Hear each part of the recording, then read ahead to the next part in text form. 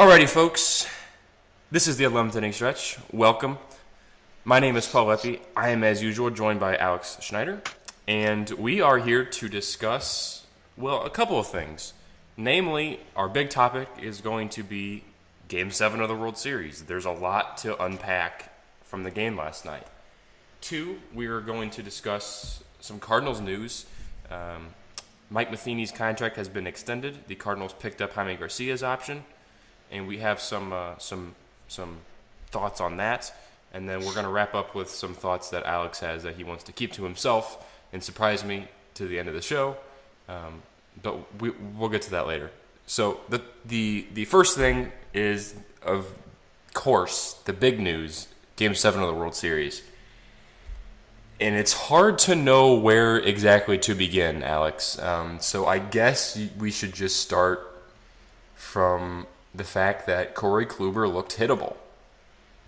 Well, yeah. Which isn't a big surprise, really. Yeah, you pitched 3 times in 9 days. Yeah. I mean, you're usually not even pitching twice in 9 days on a regular schedule.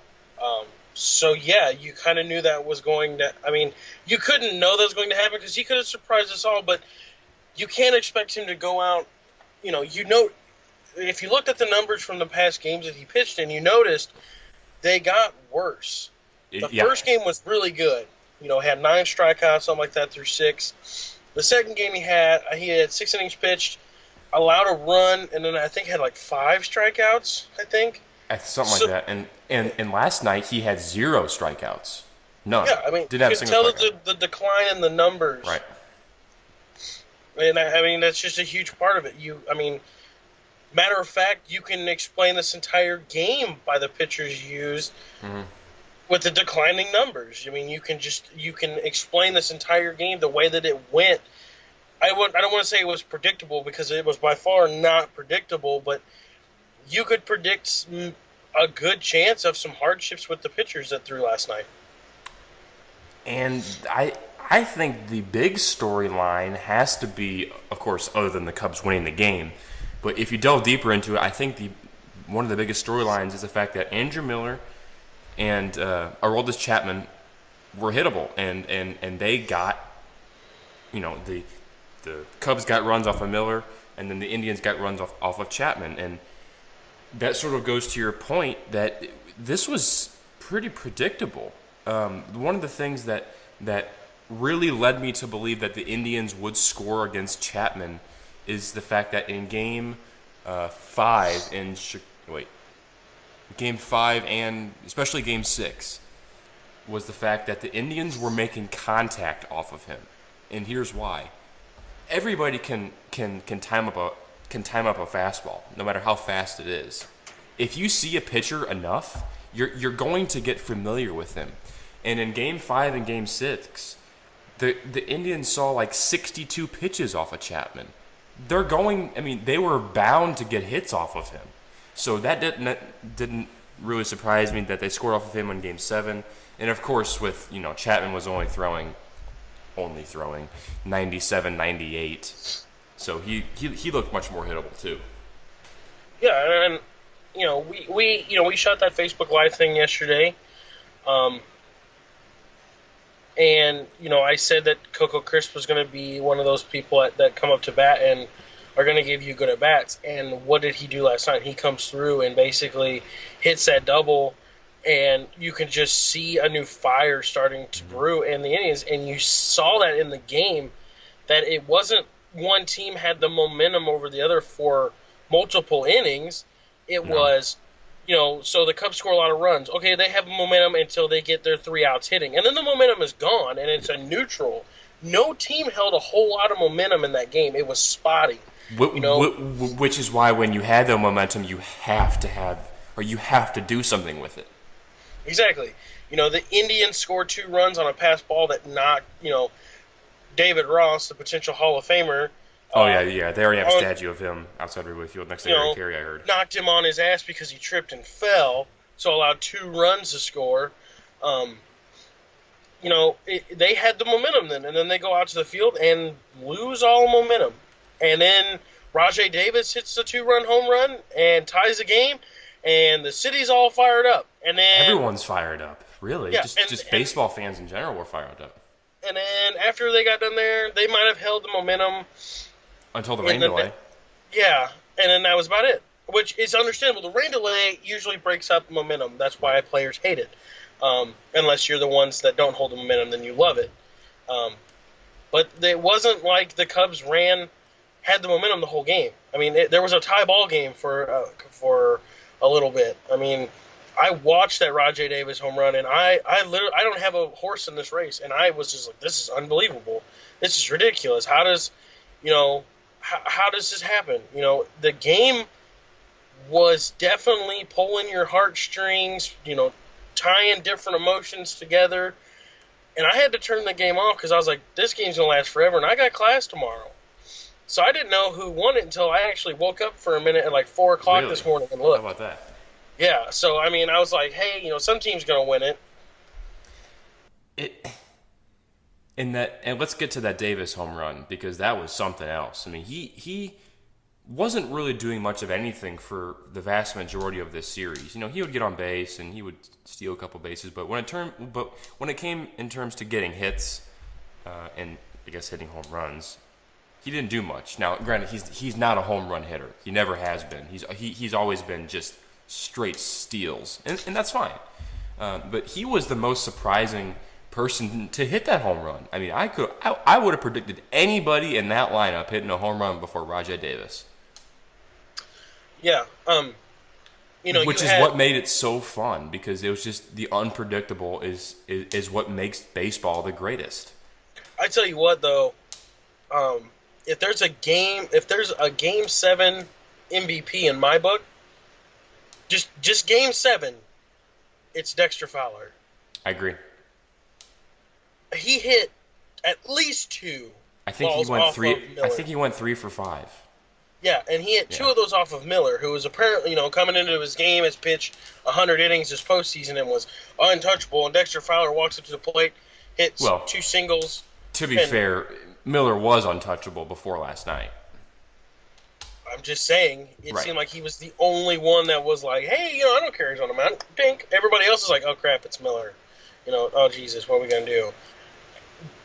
A matter of fact, since we're talking on the subject of MVP, Ben Zobrist, nothing against Ben Zobrist, but that's not my World Series MVP. Yeah, I was a little conflicted last night when I heard he was the MVP. I'm like, man, okay, he delivered the game-winning hit in Game 7 of the World Series. But what did he do before that? Exactly. He got hot in like Game 6, but the first 4 or 5 games of the series, he was about as useful as Jason Hayward. Yeah. I mean, there were some things. But you got to look at the factors, too. Chris Bryant didn't hit all that well last night in Game 7. So, if you're going off that, he did bad. Addison Russell missed at least one play when he would try to go for the bare hand to throw it after it hit off Hendrick. Then Javier Baez, man, I tell you what, if you can have a bad game and a loss. Yeah. I don't know if it's a dunce. I think. Well, defensively, he looked pretty bad. He really did. Well, yeah, but I don't think it was stupid. I kind of said that when he went for the bare hand on the double play, but I mean, look at when he's fielding the ground ball that he threw. Actually, to me, that's on Rizzo rather than Baez. On the dig. Sure. Because Rizzo probably should have had that dig anyway. Rizzo should have had it. Hit off the heel of his glove, right here in the right before your hand meets your wrist, on the glove. So that was more to me on Rizzo, and plus he was falling, like he had tripped and fell and tried to make a play. And then on the bare hand, I watched that. I was actually watching that live, and he did that. Actually, I watched both plays live. I watched a lot of this game. Respectively so, baseball channel, baseball was on. But the barehanded play, I was kind of like, oh man, why would you do that? Just go with the glove and get the out. But you're talking about a team out of nowhere that has scored runs out of their butt off of, hey, you know what? It's time to be ballsy and take a chance. Go with the bare hand, try and make that quick double play. I understand that completely now looking back on it. During the game, I was like, oh, Jesus. But yeah, it was just... I think he was trying to be too flashy, personally. I don't think it's flash. I think he's trying to turn that as quick as he can.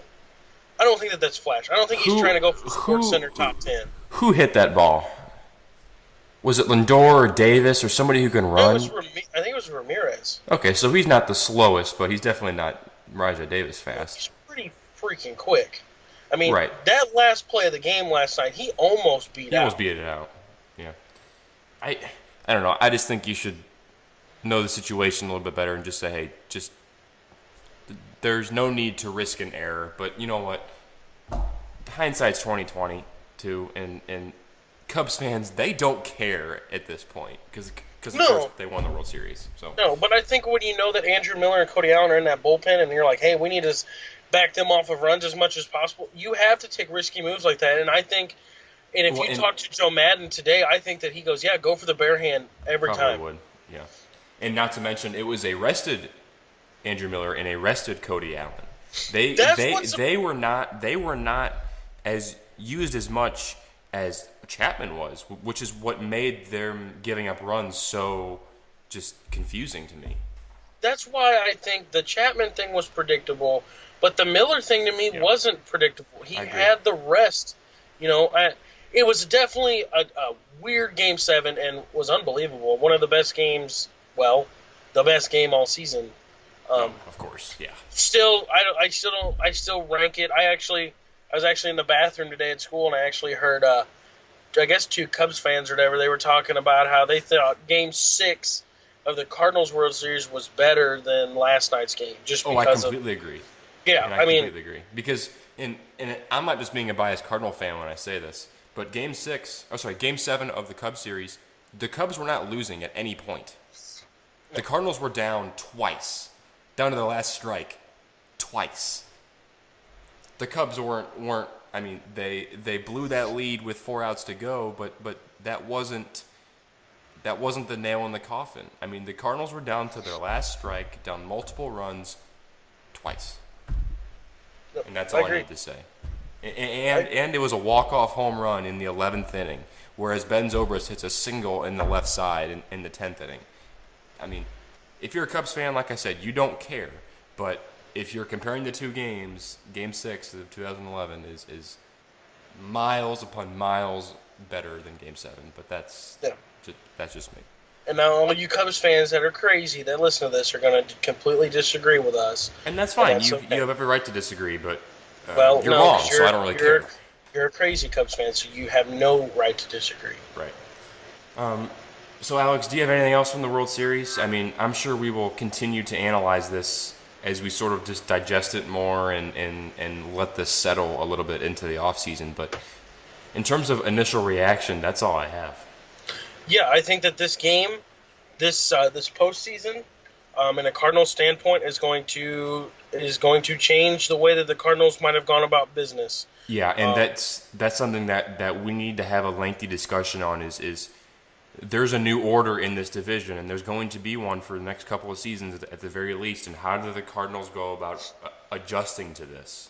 Yep, I think their offseason plans just got a little more pricey. It was a knock on the door, for sure. I mean... Yeah. This is a perfect transition into the Cardinal news that came down today. I actually told Paul about the Jaime Garcia news. Apparently, Jen Langosh had announced that today, actually, after I got out of school and was driving home, they had picked it up. Now, my main guy when I'm listening to sports radio, Kevin Wheeler. Yeah. He didn't like the move. And this has probably been the first time in a long time that something has happened with the Cardinals that I'm kind of about. I don't really like it, but I don't really dislike it. It's, I understand both sides. I understand, hey, he was crap. He basically pitched good for us for a third of his starts. Has a history of injury, blah, blah, blah, and all this kind of stuff. Finally put in a first full season. But then I see the good. Hey, we can run out of pitching, and we need him. And you can never have enough starting pitching. Exactly. Or you could even put somebody else in a trade to get a huge piece. Of course. So I can see both sides of this, but I know a lot of Cardinal fans are like, no, he's worthless. Don't do it. Well, and it's not like the Cardinals. I mean, $12 million isn't chump change, but it's not like the Well, Cardinals are breaking their pocketbooks doing this. I well, don't. exactly, exactly. I I mean, agree. at the very least, he's another pitching option, and I guarantee you, there's going to be somebody getting injured next season. Happens every year. Pitchers get injured. I mean, the sky is blue, the grass is green, and the Pope is Catholic. Things that happen every single year. Pitchers get injured. So it is always good to have a backup. But if I'm the Cardinals, and I know I'm not making any decisions when it comes to personnel moves, but I have to look into a trade for him. You know, if the Cardinals go get Charlie Blackmon or Adam Eaton or, God forbid, Chris Sale or whoever, AJ Pollock, Jaime Garcia is probably going to be he's going to be included in these conversations because he is essentially an expendable piece. But if you think about it too, we have a lot of those now. We do. I mean, you're talking a whole lot of play or a lot of pitchers, starting pitchers that we have that may not even get to start next year. You're talking a case of Michael Walker may not be in the starting rotation next year, And who's been there for a couple years now. one thing we have mentioned a little bit, but we seem to forget, is that Lance Lynn is going to be back next season. He's going to be back healthy and ready to go.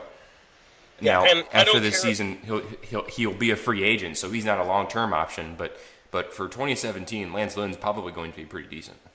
And I don't care. I got a buddy of mine that says he doesn't like Lance Lynn because he gives up too many runs or has the big inning, and I don't care because he throws 7, 8 innings and gives your a team a chance to win. And we didn't have that at all last year. There was nobody who threw that last year. So if the Cardinals are wanting to open up that pocketbook, you need to sign Lance Lynn to a couple more years, a 3-4 year deal, and he needs to be a mainstay in that rotation. Either that, or they need to find like a number one, number two guy that would go in the rotation through a trade. Yeah, exactly. But and then on the other hand, you had the Matheny extension today. We did, and I'm sure all the Matheny 2020. haters are probably taking double shots because the Cubs won the World Series last night and Matheny got extended. So I'm sure they're just drinking themselves silly right now because God forbid Matheny's the manager of this team. Yeah, here's one thing you guys need to understand. If you are a Matheny hater and you do watch this show, which, God, I hope you do, for this public service announcement that I'm getting ready to give you, Mike Matheny isn't the one that's out in the field making errors or at the plate and striking out. That is not Matheny. These are grown-ass men who are playing a child's game that need to understand what they're... Would you be quiet, Pablo? Good God. That you need to understand that they know how to play this game. Yeah, I'm not going to expand on that. I mean, I agree. Would I have rather had Terry Francona? Of course, because the Cardinals, if you weren't aware, the Cardinals actually interviewed Terry Francona when the managerial position opened up in 2011, 2012, after the World Series in 2011. They interviewed Francona. He didn't get it. Boo-hoo. They got Matheny, and that's still a good choice. I'm not saying Matheny is a great choice, but it's what we have, and he's been doing just fine. And like you said, Alex, he's not the one out there making the errors. You can only do so much coaching before it's on the players to perform. And blaming Matheny for the errors or the strikeouts or Brandon Moss not hitting a lick, it's just not fair to him. I'm sorry. You can only do so much coaching before it's up to the players to actually go out and perform and earn the hundreds of millions of dollars that they are getting. Yeah, and then here's the thing, though, that is Matheny's fault, that I give him 100% his blame. He makes this lineup. When he makes changes or when he puts out a lineup, and if your boneheaded guys from the bullpen, yeah, if your defense is bad and you need to fix it because Mike Leake is pitching, then don't put Matt Carpenter at second base. You need to put, and I'm using this because this is the biggest I don't want to say hole, but it's like the biggest option or um, kind of situation that came to my head is Colton Wong is your best defensive second baseman, and yet he never got on the field when, hey, we need to win some ball games here, and our defense is sucking. So why don't we just throw Matt Carpenter out there at second and see what he can do? Dumb. That is stupid. Okay? Dumb. Tommy Pham needed to start more at the end of the season. Jeremy Hazelbaker needed to start more at the end of the season. Brandon Moss needed to learn how to sit more during the end of this season. Yeah, and Brandon Moss has, he publicly stated for a while that he knew he wasn't an everyday position player, and when you start to see him go 2 for 102 or whatever the hell it was, that's because he was playing every day, and he knew he shouldn't, have been doing that. So it's yes. Now there does deserve to be some blame going to Matheny. Of course there does, but blaming every single team issue on him is a little just overkill, man. Yeah, he's going to be the manager of this team for a little while. He's a And good that's fine. manager. Until the Cardinals. Let me rephrase this. If the Cardinals are going to contend every single season, what more can you ask? What more can you ask? I mean, the Cubs just got done winning a World Series. It took them 108 years to get to. If you told them that they can contend every single season, and some years you miss the playoffs, some years you win the World Series, that's the way life goes. But if the Cardinals are 2 games from the playoffs, and that's the worst they ever get, I don't know what to tell you guys. Yeah, you got 30 teams in the league, and They would kill to be in 10 your teams position. get in. A They third would of the kill league to gets be- in. Yeah. Yeah. Talk to the Seattle Mariners or the Padres or the Rockies or somebody. If you tell them that 86 wins is their low mark, they would damn near piss themselves. And more on those teams too. And more on Seattle and like Colorado and Houston, for instance, because they were legit contenders for most of this year and Especially fell Seattle. off. Seattle has never played so good. Since I've been watching baseball, they have been junk, a laughingstock of the league, and now are playing good baseball, and now are staying relevant in baseball, And which is now what the Cubs are doing. Even the Rockies had a wild card spot up until about 2.5, 3 weeks left. Exactly.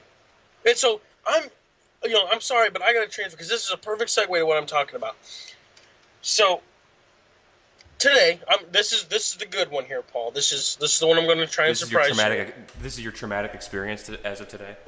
Yeah. Okay. So I got a buddy of mine who's a Cubs fan.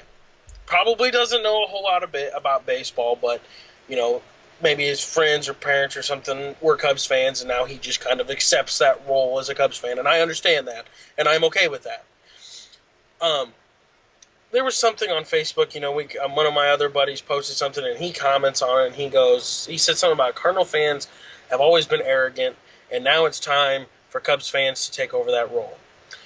Here's the thing. Fine, take that role. Because the Cubs have a target on their back.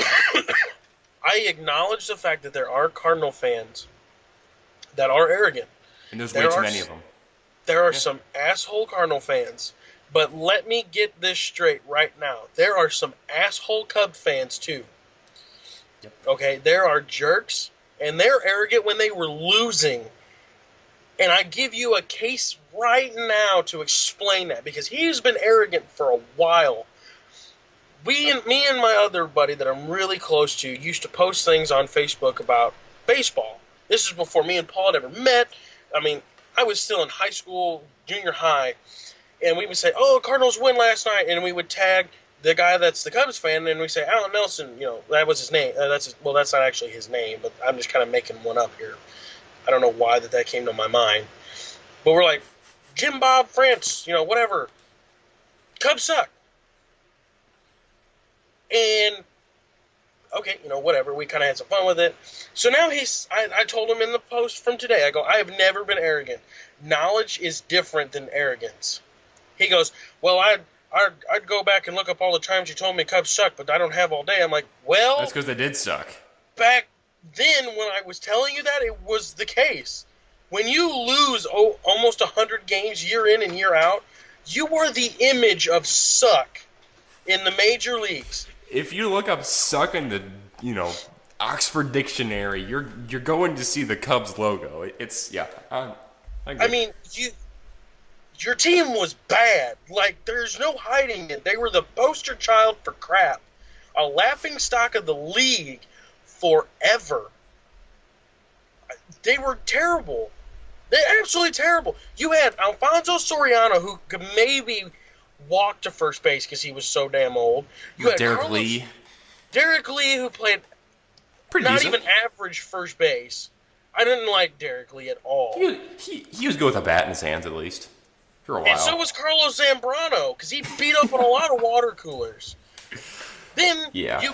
so then the one guy that comes that could probably save your team, could start saving your team, is Carlos Pena, who you don't even give a chance to play. He was above average. He hit a lot of home runs, and you gave up on him the second he stepped on the field. That's why your team sucks. You allow Derek Lee and Alfonso Soriano to start every day, but a guy like Carlos Pena comes onto the scene, and you're like, nope, he sucks giant balls. Let's kick him off the team. He's terrible. Awful. Just get rid of him. Awful. No, he was good, and you let him go. Darwin Barney is still playing baseball. Now, I'm not saying that Darwin Barney is better than Javier Baez or Addison Russell, because that is not true. But you shipped him off and got crap for a while. And he is still playing. He played for Toronto. He started several key games for Toronto down the stretch. You know why? He's a good player. He's got a good glove. And He's got defense wins championships. He's got a Gold Glove. That was surprising to me and Paul both. Shockingly enough. I had no idea that was true. No, yeah, I'm pretty sure he does. I don't He does. know what year. He does. But you can't tell me that, oh, you were arrogant. You kept telling me the Cubs suck. No. I wasn't being arrogant because I wasn't going around shouting, oh, the Cardinals are the best in the world. They slurp. They have everybody slurp on them. I'm using Paul's word. No. You can't take my words. But when I walk to you, if your team just loses 100 games, and I walk up to you and I say, hey, your team sucks. If you go up to a Braves fan or like a Phillies fan or a Diamondbacks fan right now and say, hey, your team sucks, they're probably going to say, yeah, we know. Sorry. Yeah, I mean that. Now, here's the thing. Changes year to year. Diamondbacks players, some of them have the potential to be good. Shelby Miller, for instance, I think still has the potential to be good. But your team as a whole, in those years you were losing 100 games, sucked. Just were terrible. And trying to explain to this young man that when I tell you your team sucks because they lose 100 games is not arrogance, was like trying to take candy from a small child. Yeah. And here's my thoughts on this.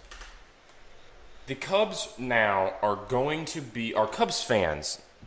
To be honest with you, I didn't care who won last night because I'm just a baseball fan. Game 7 of World Series. I don't care. I just want to see a good game, and that's what we got. Cubs fans, I sort of have an issue with. I think they're going to turn into Red Sox fans post 04. I think they're going to be a little insufferable for a while.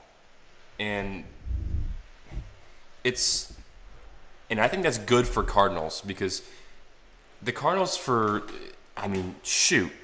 the past decade or more have had the target consistently on their back. And now guess who that target gets to go to? The Chicago Cubs. Do they have the personnel and the team to deal with that and to consistently win? Very possible. They have a very bright future. But the Cardinals are going to be embracing this underdog role again that I think suits them very, very well. Because the Cardinals, I'm not going to say they always win when they embrace the underdog role, but they perform better when they are seen as underdogs. And all the pressure now shifts to Chicago because they're going to be, as of November 3rd, they're going to be crowned 2017 World Series champs probably. And it's up to them to live up to even heightened expectations. Here's the thing, too, and my last point on this, just on both the organizations in total. The target has switched, like you said, Paul, and I agree with you 110%. But not only was just the team good, the front office for the Cardinals has been the best in the entire major leagues for the last 15 or so years. And credit the DeWitts. And I would argue that Theo Epstein's the number one GM in baseball. I think that's pretty hard to argue against. And I think John Mozeliak is up there at number 2 and number 3. But the whole front office, because Theo Epstein just switched to Chicago in 2011. I'm talking from owner to GM to vice president of baseball operations. The Cardinals have been the pinnacle of how good you can get for the last 15 years. The Cubs now are at that stage. This is where things get interesting. Now, they just won. Theo gets to decide now if he thinks they need pieces, or hey, I like our team the way it is. We won a championship. Let's just leave it and go. And that's a whole different video, but they're going to need some pitching here pretty soon because Lester's getting old. Lackey is old. Arrieta's going to be a free agent after next season, and Hendricks is a total wild card. Is he going to be the middle of the rotation guy, or is he going to be a number 1 or number 2? The Cubs' offense and defense and, even bullpen to a certain extent are pretty much rock solid. But their pitching is going to be very fluid. Now, thankfully they have a very high...